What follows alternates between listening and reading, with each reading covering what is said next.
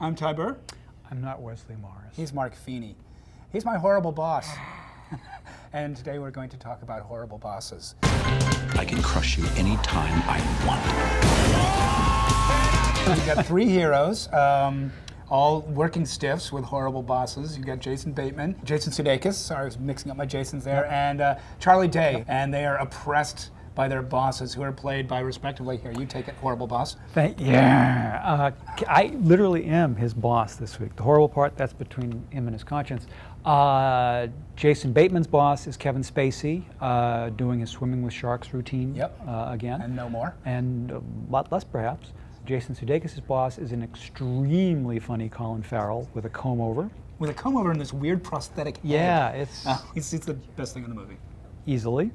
And then finally, perhaps the biggest surprise in the movie is the third boss, who's female, who's Jennifer Aniston, as the world's most sexually ardent dentist. And so they decide that they can't stand their bosses, so they're going to murder them.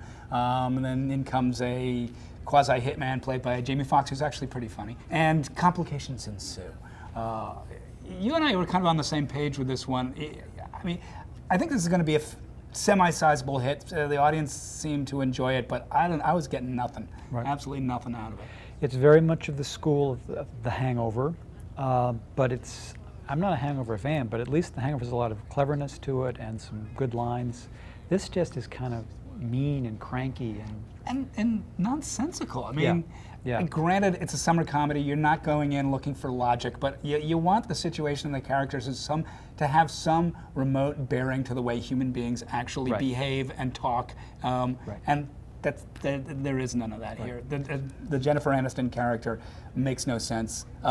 And if anything, just sort of reflects, the screenwriter's fear of women or dentists or women dentists or something. I don't know. Seriously, this for me was like crickets. Just, I was getting nothing out of it, except for Colin Farrell. It's a long 2 hours. But seriously, if you want to see, surprisingly, Colin Farrell pull, basically like what Tom Cruise did in Tropic Thunder, just do hair and makeup to create this just bizarre character you can't kind of take your eyes off.